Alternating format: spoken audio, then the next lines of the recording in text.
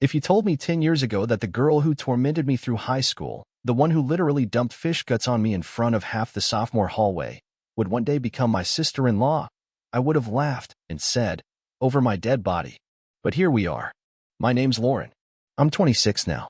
Married to my best friend, my high school sweetheart, Mason. He's the kindest soul I've ever met. Thoughtful, loyal, steady. The kind of man who picks up flowers for no reason and memorizes your coffee order down to the oat milk and half scoop of sugar.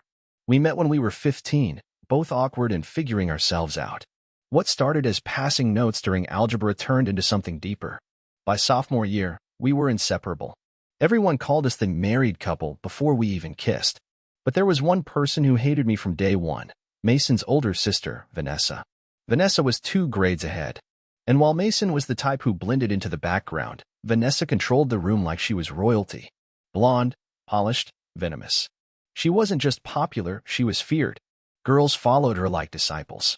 Boys wanted her attention, even if it came in the form of an insult. And God help anyone who didn't treat her like a queen. From the moment she realized I was close with Mason, I became her target. And when we started dating, it was open season. At first, it was subtle. Snide comments, eye rolls, whispering with her friends when I walked into her room. But soon, it turned into open hostility. Once, during a family dinner at their place, she accidentally spilled red wine on my lap and smirked as she handed me a napkin.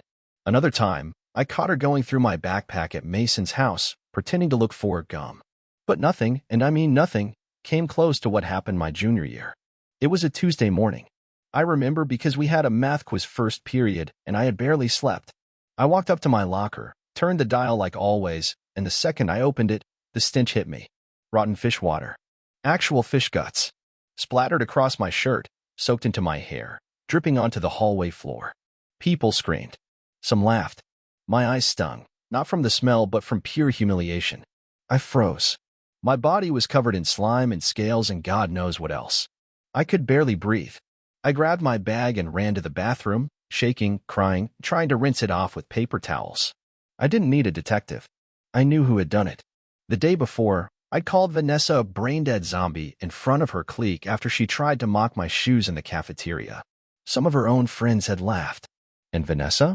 She wasn't the type to take public humiliation lightly. Mason was furious. I'll never forget the look in his eyes when he saw me that afternoon. His voice shook when he confronted her, but all she did was shrug and say, "Why would I waste fish on her?" No apology. No remorse. And after that day, we never spoke again. Not a word. And honestly, it was perfect. For years, she pretended I didn't exist, and I returned the favor. But then, Mason and I got married. And suddenly, the one person I had sworn I'd never let into my life again was now legally family. After the wedding, Mason and I thought maybe, just maybe, we could finally put the past behind us. His parents were hopeful. They sat me and Vanessa down a few weeks after the honeymoon, doing that awkward parental thing where they act like counselors in their own living room. "We know you two haven't always gotten along," his mom said, wringing her hands. "But now that you're both part of the same family, we really want you to make an effort."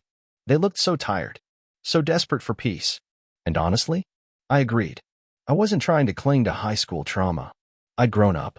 I had a husband, a home, a career. Holding grudges wasn't supposed to be part of my personality anymore. So I smiled. I nodded. I told them I'd be civil, mature, maybe even friendly if the stars aligned. Vanessa, of course, gave one of her icy half-smiles and said, "Sure, we're adults now. Water under the bridge, right?" She didn't mean it, but I took the high road. For Mason's sake. For our future kids. For holidays and barbecues that didn't end in bloodshed. And for a while, it worked. Over the next year, Vanessa and I played our parts like seasoned actresses. We smiled for family photos, exchanged half-hearted compliments at dinner, even tagged each other in a few obligatory birthday posts. But deep down, I knew she hadn't changed. The way she looked at me when no one else was watching, that smug, snake-eyed glance, it was still there, just buried under expensive foundation and curated politeness. And then came my birthday. It was supposed to be special, my first as Mason's wife. I spent the entire week planning it. Not a lavish party, but a cozy gathering of close friends and family. I decorated the backyard with string lights. I cooked an entire 3-course meal myself, from scratch. Because here's the thing, I love cooking. It's not just a hobby for me, it's therapy. When life gets too loud, I go to the kitchen, tie on my apron, and create something beautiful. And for this dinner, I went all out. Stuffed mushrooms, lemon herb roasted chicken, handmade gnocchi, a decadent chocolate hazelnut torte that I practiced 3 times beforehand. By the time guests arrived, I was glowing with nervous pride. Mason kept giving me that little wink he does when he knows I'm proud of something. The evening was lovely. Everyone complimented the food, said the place looked magical. My mother-in-law even asked for the recipe to the mushroom stuffing. And then Vanessa showed up. Late. No gift in hand. Just a silk blouse, overdone perfume, and a mysterious smirk. "Sorry, traffic," she said, brushing past me without even making eye contact. I tried not to let it bother me. Tried to stay in hostess mode. I poured her a glass of wine and smiled like nothing was wrong. After dinner, we gathered for cake and presents. People handed me wrapped boxes, gift cards, scented candles, all the usual. I opened each one with polite thank yous and genuine appreciation. And then Vanessa cleared her throat. "Oh, I didn't bring a physical gift," she said loudly enough for everyone to hear. "But I emailed Lauren something much more useful." I paused, confused. She pulled out her phone, clicked something, and then held it up. "It's an online cooking course. I figured you could use some real training." The silence around the table was deafening. I blinked. At first, I thought I'd misheard. But then she laughed. "I mean, tonight's dinner was cute, but, well, you're not exactly Gordon Ramsay. Just thought I'd help." I forced a smile. A few guests gave awkward chuckles, clearly uncomfortable. And then she added, under her breath, but loud enough for others to catch it, "Honestly, I felt queasy ever since the tart. But maybe that's just me." I felt heat rise up my neck. I had spent 12 hours preparing this dinner. I'd woken up at 6, chopped every ingredient, poured every ounce of care into every dish. And this woman, this smug, smiling viper, had the audacity to humiliate me at my own birthday? Everyone knew I'd made the food. Mason had proudly announced it earlier. Vanessa had eaten it all and even asked for seconds of the gnocchi. And now she was calling it inedible? I laughed. I don't even know why. It just burst out of me, tight and bitter. People pretended to find it funny. Some gave pity laughs. Others looked at their plates, trying not to get involved. Vanessa kept making jokes the rest of the evening. "Better clear a path to the bathroom. Guess Lauren's experimenting again. Hope no one gets food poisoning." By the end of the night, I was hollowed out. She didn't even say goodbye. She just walked out, tossing her empty wine glass into the sink like I was her personal dishwasher. That night, when I finally sat down, knees aching, head pounding, Mason wrapped his arms around me and whispered, "You were amazing. Everything was perfect. Don't let her get in your head." But she was already there, digging her claws in. And that's when I made a decision. If she wanted to play games, I would play back. Only this time, I'd win. After my birthday dinner, something inside me snapped. It wasn't rage. It wasn't even sadness. It was a colder, sharper feeling, like ice slipping into the cracks she had left behind. I told myself I'd let it go, that I wouldn't stoop to her level. But Vanessa had dragged me down for too long.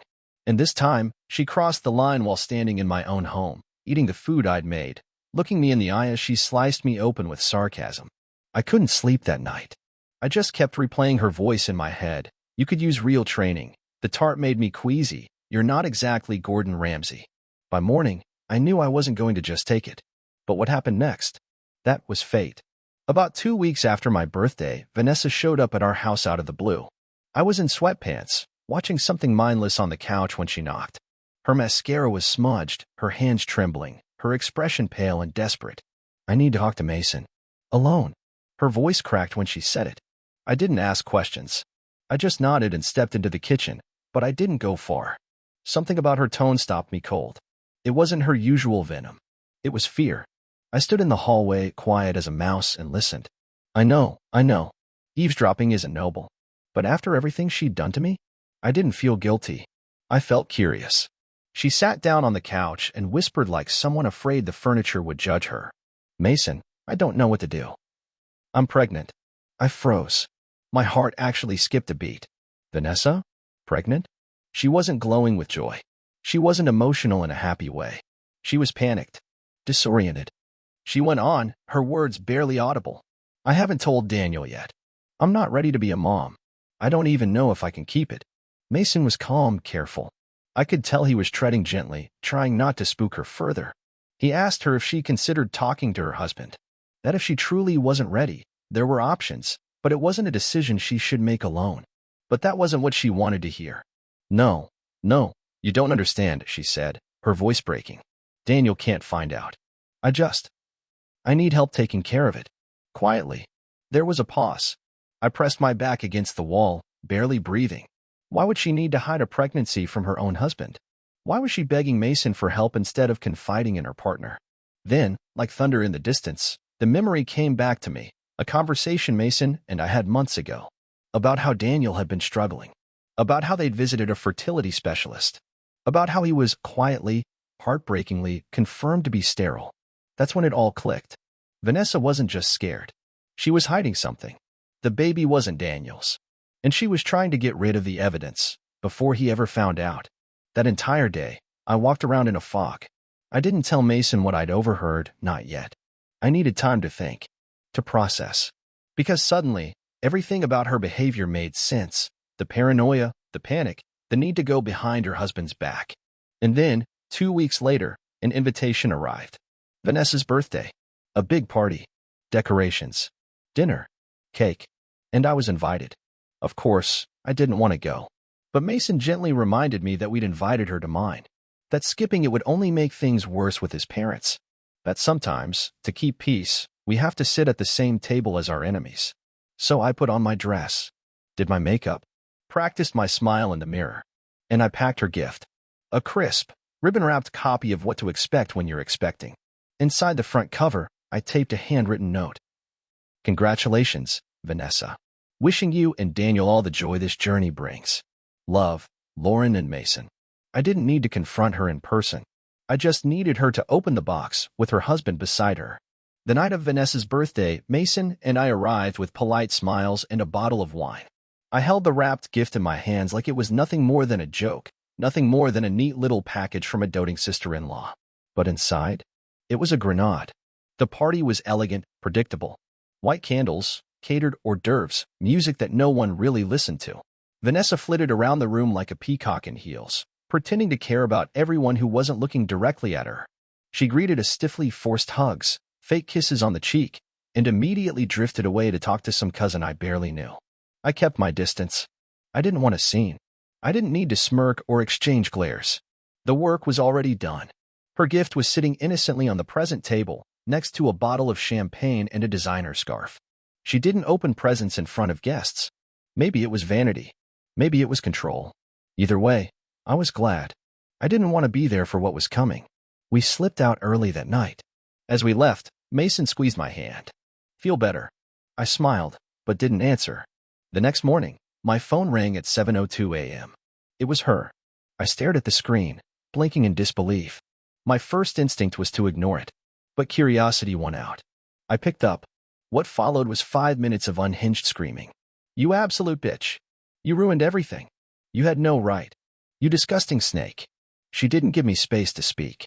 I tried to get a word in, asked her what she was talking about, but she just kept spiraling. Her voice cracked, her breath was erratic, and then, click. She hung up. I sat frozen on the edge of the bed, staring into the silence like it might give me answers. 5 minutes later, Mason's phone buzzed. It was his mother. He answered, but she didn't even say hello. Did Lauren give Vanessa a pregnancy book? There it was.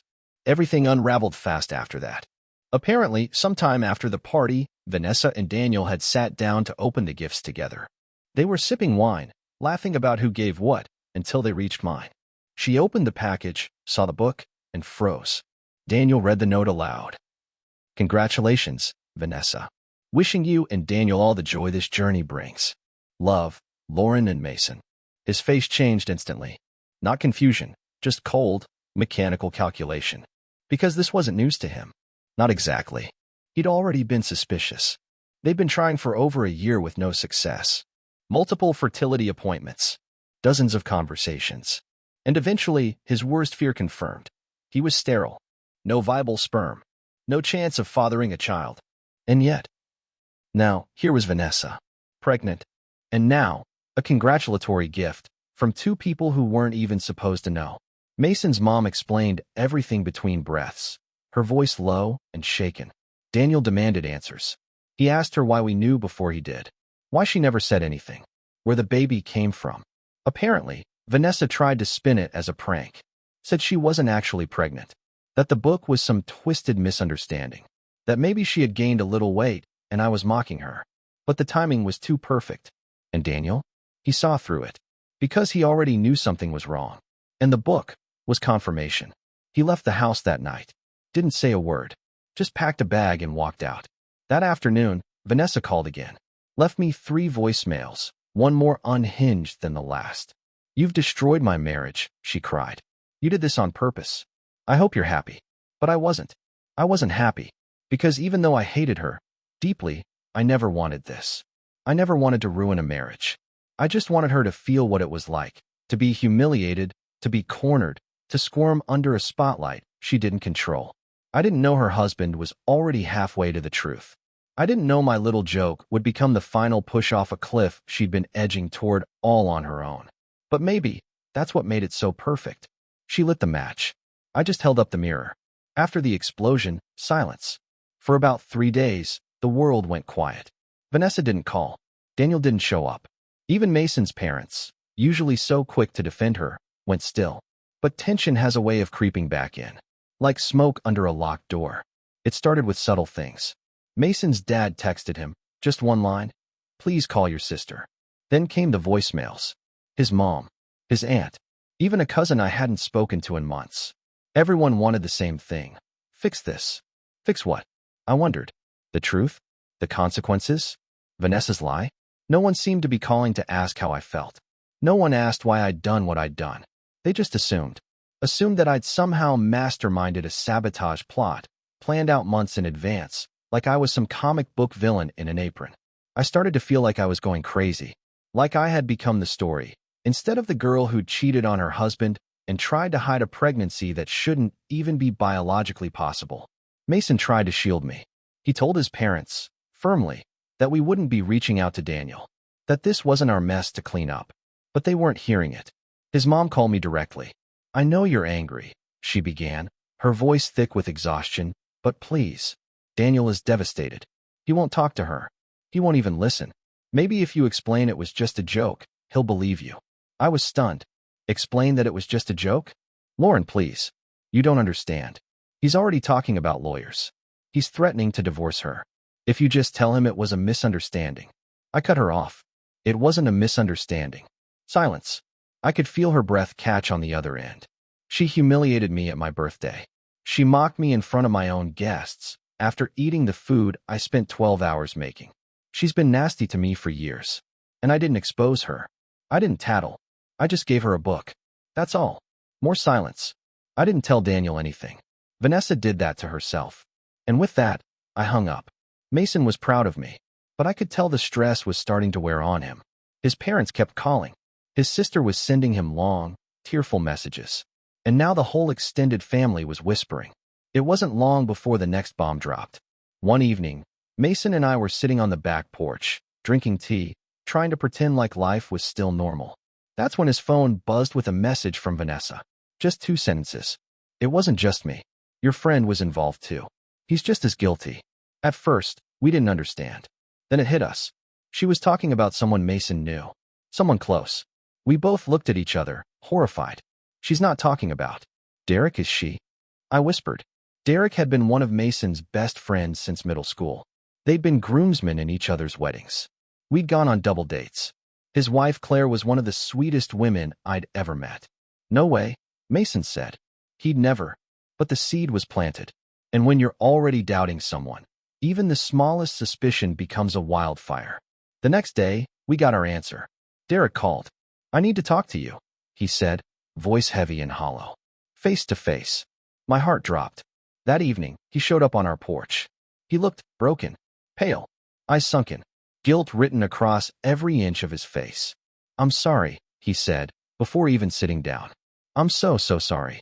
And then, he confessed everything. Derek sat on the edge of our patio chair like the air around him was suffocating. His hands trembled. His eyes were bloodshot. And before he even opened his mouth, I knew. Mason knew too. The way my husband looked at him, shoulders tense, jaw locked, it was like he was bracing for an earthquake. And that's exactly what we got. I've been having an affair with Vanessa, Derek said. No softening. No euphemisms. Just the cold, brutal truth. Mason went completely still. I held my breath. For how long? Mason asked. His voice didn't rise. It didn't shake. But the silence behind it was volcanic. Derek couldn't look us in the eyes. About a year. It started around your wedding. I felt my stomach turn. Our wedding? The weekend we said our vows, exchanged rings, promised each other forever. Vanessa and Derek had already begun tearing holes in someone else's. I blinked. You've been married to Claire for 3 years. He nodded. Slowly. Like every inch of his neck weighed 100 pounds. She doesn't know, he said. I haven't told her. But I needed to tell someone. I couldn't carry it anymore. I wanted to scream at him. I wanted to throw the teacup in my hand against the wall. Claire adored him. She talked about him constantly. They were always holding hands, finishing each other's sentences like something out of a cheesy Netflix romance. And this whole time, he was sneaking around with Vanessa? You were at my birthday, I said. You sat at my table and ate my food. He winced. I know. I'm not proud of anything I've done. I never meant for it to happen. I didn't think it would go this far. But it did, Mason snapped. You got her pregnant. Derek's face went white. Yeah, he said. At least, I think so. She told me she wasn't seeing anyone else. I let out a short, bitter laugh. You mean besides her husband? His shoulders collapsed under the weight of his shame. And suddenly, the whole tangled mess made sense. The secrecy, the panic, Vanessa's desperate plea to Mason for help. She wasn't just afraid of being exposed, she was afraid because her affair had gone further than she'd planned. And now? Now, she was trying to drag everyone down with her. She wanted to terminate the pregnancy before Daniel found out, I said, more to myself than anyone. Derek nodded slowly. She said she couldn't risk it, that her life would be over. I looked at Mason. He was still staring at Derek like he'd never seen him before. I thought you were my friend, Mason said. His voice cracked then, barely noticeable, but it was enough to gut me. Derek looked like he wanted to vanish into the floor. I am. I messed up. I know I don't deserve forgiveness. I just didn't want you to find out from her. Or worse, from Claire. I narrowed my eyes. Have you told her? No. You need to. He rubbed his hands down his face, shaking. I know. I'm trying to find the right time. There is no right time, Mason said coldly. There's just before she finds out from someone else, and after. The air hung heavy between us. Derek pulled out his phone. There's more. Messages. Pictures. Proof. If you ever need it. Mason didn't take the phone. He just stood up and walked back inside. And me? I sat there, numb. Because now we weren't just dealing with a cruel sister-in-law or a broken marriage. Now, someone else's life was about to shatter. And the worst part? We had the truth in our hands and no idea what to do with it. The storm was coming and we knew it. But we still walked straight into it. 2 weeks after Derek's confession, Mason's cousin Olivia was getting married. It was a 3-day destination wedding in a countryside estate, one of those Pinterest-perfect places with fairy lights, white gazebos, and champagne on arrival. Mason and I debated not going. We were exhausted, emotionally fried from everything Vanessa had detonated in our lives. But Olivia had always been kind to both of us, and she'd been looking forward to this wedding for over a year. We didn't want to punish her for the sins of others. So we packed our bags, put on our masks, and drove into the lion's den. Vanessa was there. So were her parents. And Daniel. The air went static the moment we stepped into the lobby. Conversations paused mid-sentence. I felt dozens of eyes flick toward us. Vanessa turned slowly to look at us, her expression carefully blank. Not angry. Not apologetic. Just unreadable. Like a poker player with a losing hand. We kept our distance. No greetings. No fake smiles. No forced family unity. Just silence. And that silence said everything. But it wasn't enough for Vanessa. No, she needed attention. She needed to control the narrative. By the end of day 1, Mason's aunt casually mentioned that Vanessa's been telling people you two tried to ruin her marriage. I blinked.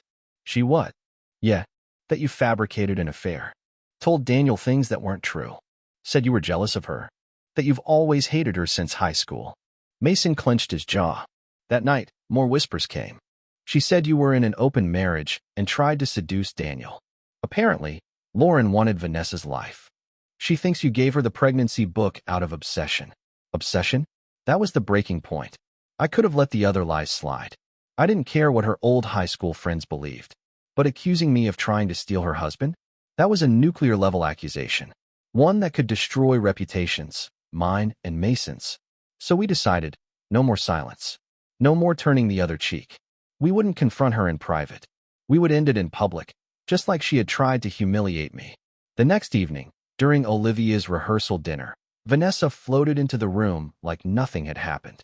She was wearing a silk green dress, her signature smug grin plastered on her face, chatting casually with guests, pretending the world wasn't crumbling around her. And that's when Mason stood up. He didn't raise his voice. He didn't slam a glass. He just said, "There's something we need to clear up, since people are being fed lies." The music quieted. Conversation stopped. All heads turned. I stood beside him, heart pounding. And together, we told them. We told them about the affair, about the pregnancy, about Derek. And then I pulled out my phone and read the texts. Yes, those texts. The ones Derek had sent us to clear his conscience. Flirtation, intimacy, plans, panic, lies. Gasps filled the room. Vanessa went pale, then red, then pale again. Daniel sat frozen. He didn't say a word. For the first time, Vanessa couldn't spin it. Couldn't cry her way out. Couldn't pretend to be the victim. We didn't need to shout. The facts did it for us. And when we were done, we simply left. Olivia found us outside an hour later. She hugged Mason tight and whispered, "Thank you. You did the right thing." Vanessa and her parents were asked to leave the venue that night. They didn't go quietly, but no one followed them, and no one defended them. 2 weeks passed after the wedding. 2 weeks of silence. 2 weeks of no phone calls, no texts, no screaming voicemails from Vanessa. Just quiet. The kind of quiet that follows an explosion. Mason and I felt like we could finally breathe. No more dodging family politics. No more being painted as the villains in someone else's self-inflicted tragedy. We thought, maybe, this nightmare had ended. Until the announcement came. Vanessa posted a carefully filtered Instagram story. Soft music, muted lighting, white font over a blurry photo of her garden. "Daniel and I have made the difficult decision to part ways. We ask that you respect our privacy during this emotionally painful time." That was it. No mention of cheating. No explanation. No apology. Just the same passive-aggressive script so many guilty people hide behind. The kicker? She made it sound mutual. As if Daniel had simply grown apart from his wife who betrayed him for a married family friend and tried to terminate a secret pregnancy before getting caught. And I think that's what made me the angriest. The lies didn't stop. She just changed their packaging. But at least one thing had finally happened. Daniel filed for divorce. He didn't post about it. He didn't say a word. But word got around through Mason's cousins, and it was confirmed. He was done. But Vanessa wasn't finished. She just found a new target. Us. Within days of the divorce announcement, Mason got a certified letter in the mail from a lawyer. Not Daniel's. His parents. It said they were going no contact with us. That they considered our actions irreparably harmful to the family.